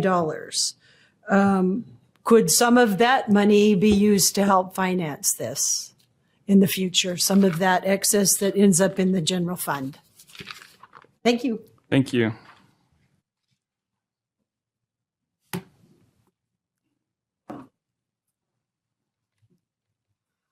Mayor, council members, I'm Joseph Bauman. I'm an Ogden resident all my life. This project actually started, I've done a lot of research on this and pulled out some archived information. Back in 2009, they talked about the 36 and the 42-inch line. And in 2012, when they did the water treatment plant, they replaced that 42-inch line behind there because it was in such bad shape. Then they allocated money. They, meaning taxpayers of Ogden City, allocated approximately $300,000 to Band-Aid and repair and maintenance on the 36 and the 42-inch line. So the question I have is, why did this not start way back in 2009, construction costs, material costs have probably doubled by now. So instead of being an $82 million bond you're looking for, you'd be after a $41 million bond to do this same project, had you done it back then and been prudent with the taxpayers. And the rates back then would have been less than what they are now. And I don't know how you could go in and seek and approve a bond with 0% for 5 years, and it's opened after that. And the gentleman that was just up here said it could be anywhere from 1% to 5%, or 4.99. I just rounded off to 5%. And I don't know how you could jump into that when you don't even know what the rate is that you're going to be paying for this bond. That doesn't seem very prudent to me as council members and mayor and everybody else on this council to do something like that. And then to answer her question, what would be the rate increase? And if you could break it down into, say, 1,000 gallons of water or 10,000 gallons of water, rather than 7.16 with inflation thrown in there and the 4%. That would make more sense to a user, because we know the rate increase is coming. I'm not opposed to this project. That 86-year-old line, it could bust right now, and it would flood the canyon and all the people down below there on 12th Street and all the way down. So it's imperative to have it done, and I'm not opposed to spending money on the infrastructure. And years ago, Ogden City found out about that when they had the problem with the storm drain system down on Wall Avenue and 30th and 32nd down in that area, flooding all the houses out. And it was because nobody on the council wanted to raise the tax rate to offset the infrastructure. And I don't know if it's because you want to get voted back in or what the reason is, and I think that's probably more than likely the answer. But the infrastructure has to be done at some point. It's just the tying the numbers together and be transparent with the public and let them know exactly what it's going to be. Thanks, Joseph. Thank you. Thank you. Any other comments? Good evening, all. My name is Jeff Humphrey. I'm the general manager of Pineview Water Systems. We oversee the dam, the operations for Ogden River water users. It's kind of left out of the dark on this. I didn't know we were this far in advance on the planning stage. Justin mentioned the aging infrastructures, and yeah, that pipe is old. It does need to be redone. I was a dam tender when we did the one in 2012. Got to oversee that, and I'm pretty sure this one's a lot more rotten. We run into the same problem with our South Ogden Conservation District with Ogden City. We have a lot of aging infrastructure. We try to replace it. Their own engineering department keeps shutting us down. But if we're going to work and raise our rates on our end, and then we've got this bond coming up at the same time, we got to think of your guys' citizens that we're supplying water to, and also the citizens going all the way out to Brigham City. So when we draw down the reservoir, it needs to be done from, and I just want to clarify, needs to be done from November through March. But I would like to, for Pineview Water Systems and Ogden River to be more involved as we move forward. Thank you. Thank you, Jeff.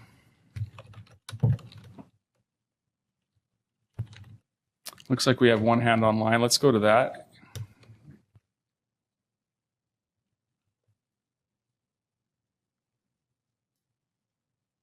I think you need to select *9 to speak, or *6. Nope. Can you hear me? Gotcha. Yes. This is Linda Sanchez. I guess I lost something somewhere. I thought we already had funding set aside for this project. One of the things that does concern me is that we've allowed Yaya Foods, if I remember correctly. They're going to need more water and whatnot. And it sounds like we've known about this problem. And it just makes me wonder, why are we approving people that are going to need more water when our water is actually kind of in question as it is right now?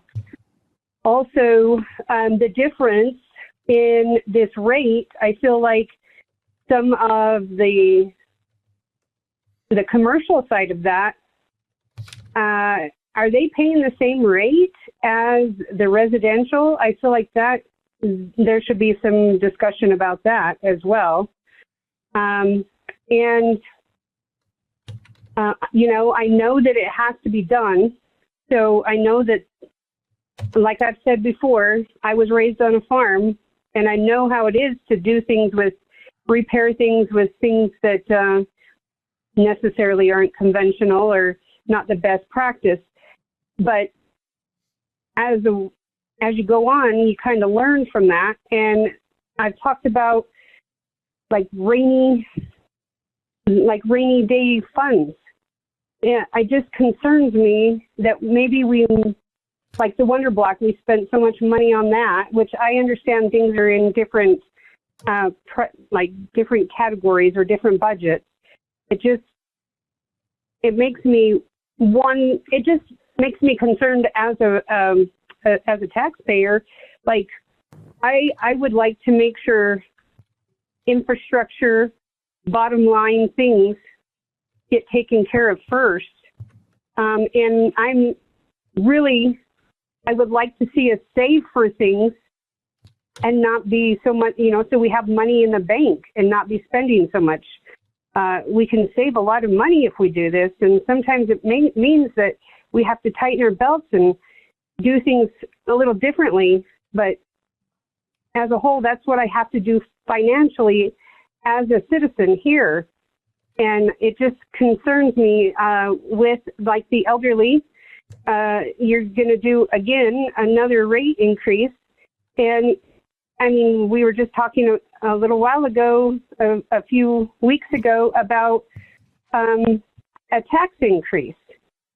So it's just, please be diligent. I know things have to be done, but please remind yourself, my wallet is skinny. Thank you, Linda. Thank you. Okay. Any other comments in the room?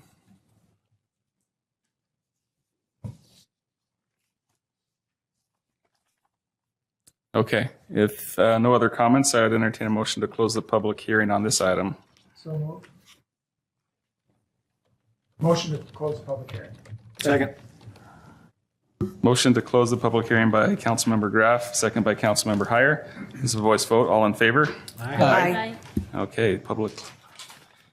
Okay, I took a bunch of notes, so we may have to recruit a few folks up here to help answer on this. As far as the 4%, that's modeled out for 5 years, and that's what is projected. And then the blended inflation rate, 3.19, I think, for this next year, but projected to be 3%. That could be higher, it could be lower. It just depends on what those two different indexes produce for us.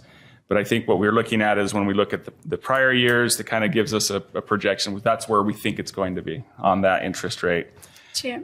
Yes. I'm just going to mention, I think it's a really great idea to model that. We do it a little bit when we do, I think when we do the property tax too, that show like an average bill and what that looks like over the years. I think that'd be really helpful for the constituents. I mean, obviously it's not part of this particular decision, but as we talk about the rate increase, I think that might be helpful for people. Yeah.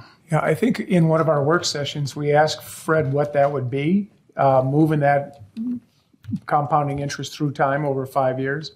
And if I'm not mistaken, and somebody in the room might, or up here might recall, I think he said the average water bill is about $40 a month, and at the end of 5 years, in these rate increases, it would be about 52.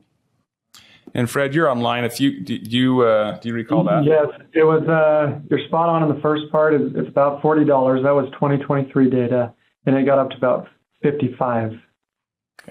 It gives you kind of an idea. And I don't know exactly how to break that down by gallons of water, if that's something that we can do. Or I think it's hard because that's dependent on like how much a particular individual users use over time. There's rates differently based on how much you use, right? And the water structure is different based on whether there's secondary water or not. And so there's a lot of complicated factors that go into that to determine that. So that's how it's built, though. So I understand, but it's different for everybody. It's not, everyone's not exactly on the same schedule that way. Justin, can we invite you up here? I think you could help shed some light on the 2009 construction that was done. And I think he mentioned 42 inch, but it was a 24 inch line, right? The 36 inch and the 24, or is there a 42 inch line that I was? Yeah, no. So there was part of a larger line, and I think he referred to by the filter plant. Okay. There was a line that was leaking very badly, and that was also replaced, but that wasn't replaced 2009. That was replaced, I want to say, about 2014. But that was a great question on why wasn't this replaced in 2009? And quite frankly, our system could not have done it at that time. So if you remember in 2008, there was a water line at the mouth of the canyon that broke, and the northern end of the city was put out of water for approximately 3 days. Since that time, we have built a 4 million gallon water tank on the north end of the city and a 1 million gallon water tank. We've replaced a water tank at 36th Street to a 5 million gallon tank. We've also replaced a 24 inch water line through the canyon that had to be replaced before the 36 inch line was done. We've had to do major upgrades at our 23rd Street reservoirs. Also, the vault, as you come up to the top of the mouth of the canyon, I talked about water going into a vault and combining into another pipe to get to the 23rd Street reservoirs. That vault had to be redone. So there's been a lot of infrastructure that's had to take place systematically first to get to this point, to be able to replace it. So, and if we didn't do that systematically, I mean, the hard part of replacing infrastructure is we have to keep everybody in service while we do it. And so we've had to systematically think through our entire system of how we can do that. Plus, we've also had other lines throughout the city that needed replacement as well. I think you mentioned a lot of lessons learned on the 24 inch line on how we can move forward with the 36 inch and keeping people in service. Correct. Yeah. And then maybe also, Justin, and I can't really speak for past councils why, but I think that's a great answer as to why maybe we couldn't have done it earlier. But as far as involving Pineview Water in some of these discussions, I do know that you mentioned the drawdown would be around November. The anticipation would be at the end of the season, in advance of the winter months. But yeah. Yeah, absolutely. And I think Mr. Humphreys is actually new into the position, but we have done some draft environmentals that's been sent out as well to all the agencies in discussing that. So yeah, we'd love to sit down and talk to them. Again, we're not moving forward with that next year. We've got some things to work through and probably a lot of questions that we need to go through with our contractor to figure out the right way to do. I'd love to sit down and go over the documents that we have that show the rights that we have with this work as well. There's also a question I think the individual online talked about with Yaya Foods, and right. I actually would like to address that. Having Yaya Foods come on and consumptively pay for the water that they use is actually a great thing for the taxpayer. And the reason being is because we being the city has worked very tirelessly to actually make sure that we have water available, source water available to sell. So being able to sell it to Yaya Foods essentially provides another user that, and Fred referred to that too. Another reason why you bond is it helps future users come on and help pay for these improvements. And so Yaya Foods being a user with their consumption will actually help pay for these improvements so that instead of the rates having to be higher than what they are. And is the commercial rate tiered in a similar structure as residential, or is it on a different? Depends on the meter size. So it's obviously because they have a larger meter will be tiered at a lot higher amount. Okay. All right. I think that's the. Do you have did you address the parameters? So. Oh, go ahead. Yeah. So Joseph, so what we're setting tonight is our parameters. So we're giving kind of this. We don't know the answers, and so we're trying to say, okay, we'll go from here to here, and if it comes within that, then we can vote on that. If it goes above that, then we start all over again. So I guess what we're trying to, we don't know the answer when we go to do the bond, and so we're trying to set some parameters by which they can do the job. So will there be another hearing then? Yeah, so I'm sorry, it's not intended to be a Q&A session, but we're certainly welcome to talk out offline or after the meeting on these issues. So we'll try and address the questions as they came to us as best as possible and that. But yeah, as far as that goes, that's exactly right. We're setting the parameters so we know kind of what we're willing to accept as a city, and then we adopt it based on the numbers as they come to us. There was also a question about using money from the enterprise fund transfer. That excess money, and certainly that could be an option. We did model that out. Fred, I think you had run some models as if we had said, let's not do any enterprise funds transfers, but use that for the water rate, how that would have an impact on that. I don't know, Fred, do you want to comment on that? Yes, there was definitely a question that came up. And ultimately, the findings of that evaluation was assuming that money has to be made up somewhere else, because that transfer comes from the enterprise funds to the general fund. If that were to stay within the enterprise funds, then the subsequent tax impacts to the resident would actually be a little bit higher to mitigate that lost revenue within the general fund through a property tax increase. So there's a trade-off there. While it benefits the enterprise funds to maintain those funds or keep those funds in the enterprise funds, it has a property tax impact that could be a little bit higher than the rate. Okay, thank you. And that's definitely a topic of conversation. I'd be more than happy to talk more offline on that one as well, as we address that issue and think through those options. Any other comments or discussion on the council? I think just to address the rainy day fund question that Linda brought up, and they're kind of contained within the principles that Fred outlined at the beginning, where we've got 2 times debt service in reserve. So that kind of sits there in my mind as a bit of rainy day cushion, so that we can service our debt should we need that money. And then we've got 365 days worth of cash reserves too. So he pointed out that if we didn't have any revenue from the water enterprise for a year, we could continue to operate for a year because we've got that cash reserve. I think that's the way I understand it, right? Yes. Yeah.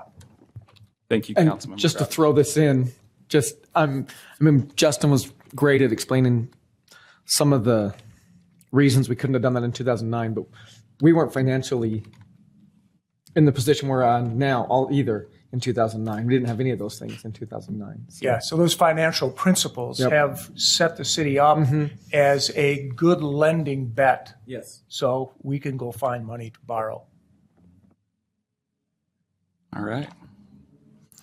Okay, at this point, if there are no other discussion or comments on the council, I'll entertain a motion to adopt this resolution. Chair, I'll propose adopting Resolution 2024-5. Second. We have a motion by Councilmember Chaburka and a second by Councilmember Blair to adopt proposed Resolution 2024-5, which is delegating officers on the issue of the authority to approve the final bond parameters. This is a roll call vote. Councilmember Heyer. Aye. Councilmember Myers. Aye. Councilmember Blair. Aye. Councilmember Chaburka. Aye. Councilmember Graff. Aye. Vice Chair White. Aye. Chair Ritchie. Aye. Thank you, and that passes. Okay, it's 8 o'clock. Do we need a short break? Let's go. Okay, we're okay? All right, we'll invite Barton Brierley, our planning manager, up to address us on the next 2 items, reports from Planning Commission. First up, the proposed rezone of 605 North Jackson Avenue. Hey. Welcome. Thank you. Good evening, Chair Ritchie and City Councilors. This is an item to consider a zone change for a piece of property at 605 North Jackson Avenue. This is a map showing the location. It is located in the middle of a residential neighborhood. This shows the ownership of the property. It's mostly owned by Ogden City. There is a small part that's owned by the Ogden School District. So the history of this is the school district had purchased this property. They intended to build a school there. They ultimately chose not to, so they put it up for sale, and Ogden exercises its rights to purchase the property. So we did that. And then subsequently, we've got on to do some more discussions about buying the back half of that one adjacent lot that is owned by the school district. So we're looking at doing the rezone of both those properties. So this is the site. It's a largely vacant site. This is a surrounding neighborhood. It's predominantly a single-family residential neighborhood in the area. And the zoning is all R16, single-family residential, 6,000 square foot minimum lot size. It's about 6.9 acres, the total. And I know one of the questions that you'd ask was just what are the adjoining lot sizes and what sizes are they? So I put together this graphic that shows you, since it's an R16 zone, virtually all the lots are 6,000 square feet or larger. There are a couple that are just right at 6,000 square feet or a little bit smaller. The red ones are between 6 and 8,000. The purple are between 8 and 10, and then the blues are over 10,000. So you can see the general layout of lot sizes in the area. So why would we propose that this be changed from R16, which allows 6,000 square foot lots, to R15, which allows 5,000 square foot lots? And this graphic, I hope, tells a story. This is the kinds of dwelling units that have been issued permits in Ogden. And so we've had a lot of construction of multifamily and townhomes. And the orange line, yellow-orange at the bottom, is single family. And if you look, there is a little bit of orange at bottom of that 2023 line. It's 5 dwelling units. And then I talked with Jeremy Smith and said, yeah, because the city built 3. And so, so that's the essence of the issue, that we're just not attracting single family dwellings in Ogden. And we're concerned about the health of Ogden ongoing. We need a good mix of housing, and we need people who want to come and invest in Ogden and make this their home and be on the rodeo board or be on the school board or volunteer at the PTA or do all those things that make Ogden such a great community. And we're just not going to be able to attract families that want to purchase a home if we keep on this direction. So we've been looking for ways to encourage more single-family home construction, and the problem is land. Just Ogden doesn't have big tracts of undeveloped land, and so we got to deal with what we have. Small infill sites, like a couple churches that got torn down, and those we rezoned from R16 to R15 for this very reason, to allow a couple more homes built there. And this is another infill site that we're looking at if we can do a zone change and just get a few more homes on there. It would just add to our single family housing stock. And this is what it does, the difference between R16 and R15. And it's not so much the lot size, it's the lot width, because in R16, it's 60-foot lot width, and R15, it's 50 feet. And you can see just in this one corner, by making that change, just the way the lots lay out, you end up with the one more lot. In fact, and when you lay out this whole project, most of the lots are still going to be 7,000, 8,000 square feet, because there's a canal and streets and everything isn't perfectly square there. So, but that's the reason why we're bringing this forward to you today. Looking at the general plan, some of the goals are to expand homeownership, to facilitate residential infill development and rehabilitation, in some cases at higher densities. This meets those goals. It still meets the goals of the Mount Lewis Community Plan, which would view this area as single family dwelling unit variety. One of the zone change guidelines, the zoning should reflect the prevailing character of an overall district or neighborhood to the largest extent possible. So this is a single family neighborhood and what would be built on there with the zone change would be single-family homes. Zoning boundaries should not cross individual lots or developments. I mentioned that we're in negotiations with the school district to purchase the back part of that lot. So one of the conditions is that we do a lot line adjustment with the school district so that the zone boundary and the property lines match.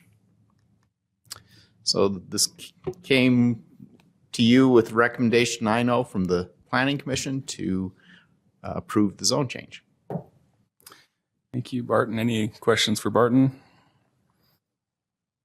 Okay, this is we have elected to receive public input on this item. So if you'd like to address the council on this item, please step to the podium or raise your hand online, and we'll be happy to hear.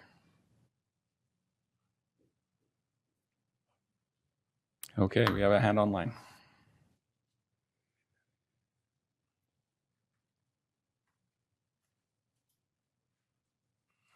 This is Linda. I am glad that you guys are working hard on getting single family houses, and what that looks like is definitely different than it once was. And so I'm happy that you guys are trying to get as many single family houses in the amount of lot that you're able to. Thank you so much. Thank you, Linda. Okay, not seeing any other movement on this. Any other discussion or questions? If not, I'll entertain a motion on this ordinance. Chair, I'd make a motion then that we adopt ordinance 2024-18. Second. We have a motion by Councilmember Heyer and second by Councilmember Myers to adopt a proposed ordinance 2024-18. This is a roll call vote. Councilmember Myers. Aye. Councilmember Blair. Aye. Councilmember Chaburka. Aye. Councilmember Graff. Aye. Councilmember Heyer. Aye. Vice Chair White. Aye.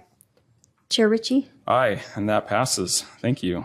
Welcome. Oh, Chair, go ahead. can I just make a quick comment? Yes. And I've said this a few times, but the original layout that you once showed us had a cul-de-sac, and I would encourage you to look at different layouts. And we will see those layout options. That was clarified in our work session. That'll come back to us. So, yeah. Yeah, and even though I did correct the record, there still is a desire by the people that live around there to have that through street to increase circulation. If not, the only reason, but there's, the convenience store that's close by makes that a lot more available for people that need to get there by foot. Okay. All right. Next item, we have the proposed rezone of 981 12th Street and 1245 Monroe Boulevard. And I believe the petitioner is not with us tonight. His wife's having a birthday. And so, but he was here during the work session. So, okay. So, hello again. This is another request for a zone change at corner of 12th and Monroe. There's two lots there. The north part is where the Dillon's restaurant is, great hamburgers, and the south is where there's an approved townhome project that's will undergo construction soon. So this is a matter of making the zone boundaries match the property line. You can see on this, the building on the top there is the Dillon's restaurant. On the south, you see the proposed townhome project. And you actually see that the Dillon's parking lot was built over the property line and extends into where the townhomes will be. And so this project is simply to move the zone boundary, both the CP1 zone boundary and the 12th Street corridor overlay zone, to match the future property line there. So it would go from there to there. It's about less than 30-foot move. So there's the existing boundary, and there would be the proposed new boundary. And there's the county plat, an aerial of the area. This is the townhome project that's been approved. This kind of shows the parking lot that was just built over the property line. And there is a dumpster out there that will need to be removed. They will need to move back the parking lot a little bit to accommodate a landscape buffer between the projects. They have submitted a small subdivision for this, and they will need to install a screening fence and landscape and the dumpster enclosure. So one of the requirements of the general plan is that zone boundaries should follow property lines, and so this would do that.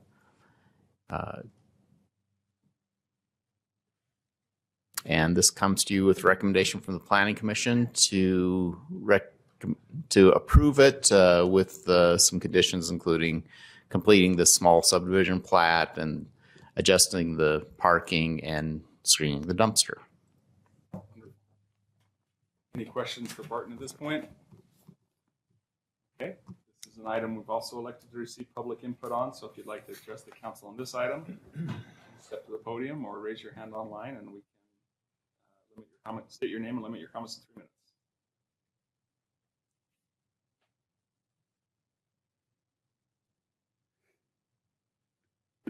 Okay, not seeing any comments. Any other discussion among the council on this item? Questions? If not, I would entertain a motion. Chair, I'll make a motion that we approve proposed ordinance 2024-19. Second. We have a motion by Councilmember Myers and a second by Councilmember Hyer to adopt proposed ordinance 2024-19, and this is a roll call vote. Councilmember Blair. Aye. Councilmember Chaburka. Aye. Councilmember Graff. Aye. Councilmember Hyer. Aye.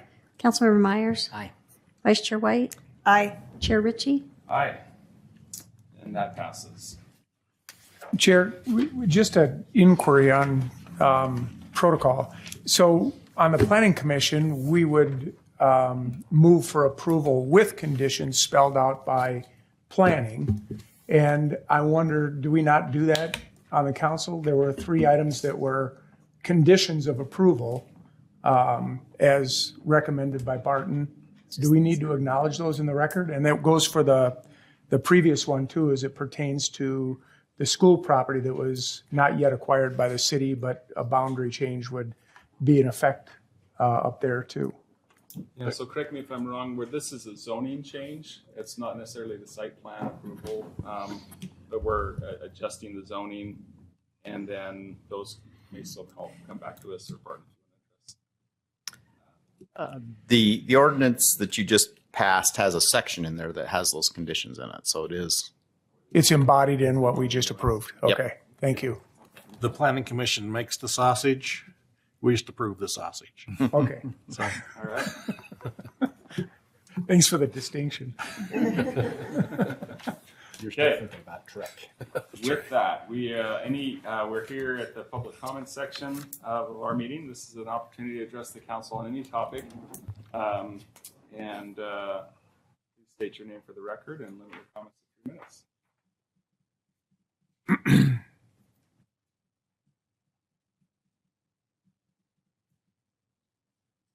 Okay, not seeing any movement or hands online. We will now move to the comments of the mayor. Thank you, Mr. Chair. Just want to thank the council for your support on the parameters resolution. Also want to thank the staff and also the support from our consulting team. I want to thank the prior administration, and there's just a countless number of people that have been focused on this for a lot of years. Some of that was explained through Justin's response to the question about the 2009. We all make decisions in the day, but in these moments, but it's really just important to reflect on the leaders of whose shoulders we stand on, and for if there's any public watching it anymore. I just want to point out maybe a subtle thing that I want to congratulate the council on, and it was the way you guys handled the questions that came and you guys personally providing the answers. our staff was actually really wrapped around the axles and being prepared to make sure that they're ready to answer the questions and to watch you guys answer the questions. I don't know if people recognize just how seriously you're taking your role and how much you're paying attention to the details on their behalf. And so that's why I wanted to call it out. Congratulate you on doing good work on behalf of so many people, and to just highlight that fact for anybody that's watching and didn't notice that. I also want to add to Chair Ritchie's comments and sympathy for our for friends and family at Weber State for the tragedy that took place, and also want to just provide a word of support for our staff who were there. We had a lot of people on site coordinating with Weber State officials, and they made really fast and decisive decisions to make sure that coordination took place across the entities. And certainly it didn't end the way everyone might have hoped, but that was not a decision made by them. It was made by someone in crisis. And I just want to call out the support that our staff have from our administration and from our city and community, and the resources that they have available to support them for what they went through today as well. And that's all I have. Thanks. Thank you. And I'm just realizing my mic wasn't on when I called for public comment. So I think Linda Sanchez was the only one online. So I don't know if she heard me. And this is one where I'll ask forgiveness instead of permission. If Linda has a comment, I'd like to allow her some time if she'd like to make a comment. Otherwise, we'll move on to council comments. So Linda, if you can hear us, thanks for being online. Thanks for listening. Okay, it looks like we're good to go. Any council member comments? I just have one quick one, and as the weather is getting nicer and a lot more people are out on their bikes and walking and crosswalks and those kind of things, just make sure that you're looking at least twice before, if you're in your car, motorcycles, those kind of things. It's a time for making sure that we're looking twice. So, well said. Thank you. I have a quick comment, if you don't mind. I Yes. haven't been here in a while, so I feel like I can take a little privilege. Yes. I want to just acknowledge that this is Pride Month, the national recognition of Pride. I know in Ogden we celebrated in August, but there's great celebrations happening everywhere. I also just wanted to mention, there's some mourning that I'm going through a little bit today, and that has to do with some things that will be enacted in July that I think we've talked about a little bit in the context of our municipal government, but also that are being effective at Weber State, our other partner that we have. There's some rhetoric and legislation that's been passed regarding people's most private and intimate lives, their culture, heritage, and background, and other demographic elements. It regards words that are now outlawed and weaponized, such as diversity, equity, and inclusion. It also is regarding the silencing of voices and the basic existence and humanity of people in our community, and work to support those who have been left behind. And I know a lot of people have been impacted by this. They've lost their jobs. They've had to leave their community and go other places. And I really believe in my heart that this hurtful and damaging conversation we're having is based on fear from some people in our community, and they don't even really realize it, and they don't realize the damage that's being done. I mourn the day that I can no longer have an open dialogue with someone who has a different life experience than I do in order to make our community better. Because I could be labeled, and I have been, as being too woke or too divisive. And I think that my colleagues here know me better than that. I think that people in the community know me better than that I've worked closely with to do good and make real substantial impact here. I think you all know me better than that. And I don't want to make this acknowledgement about me, but for those who have been and will be continued to be hurt and impacted by these types of dialogues and substantial actions. When we make some words or symbols or work illegal, we are going down a road that scares me. It makes me wonder how far we will go. I honor and respect all of you, and I want to continue serving with you, and I want to engage in these difficult and complex conversations with you. But one day, I might not be allowed to do so, we may not be able to wear a pride pin or celebrate pride, even in our own amphitheater. So today, I just want to acknowledge my fear and my willingness to see through the rhetoric of politics to let you know that I am here to do just that. And when the time comes that I'm not allowed to do so, then I won't be able to sit here quietly and let that ride. And I'm sorry I had to read it because I'm a little tired and emotional. But thank you for that time. Thank you, Councilmember Chaburka. Okay. At this point, we will consider adjourning into a closed session for one of the provisions under Section 52-4-205 of the Open and Public Meeting Law. This is I entertain a motion to go into closed session. Chair, I'd move that we adjourn into closed session for one of the 7 items listed. Second. We have a motion by Councilmember Heyer and a second by Councilmember Blair, and this is a roll call vote. Councilmember Chaburka. Aye. Councilmember Graff. Aye. Councilmember Heyer. Aye. Councilmember Myers. Aye. Councilmember Blair. Aye. Vice Chair White. Aye. Chair Ritchie. Aye. All right, and that passes. And so this is the last you'll see us tonight. We will adjourn the City Council meeting from within the closed session. Thank you for being here, and we will see you next week.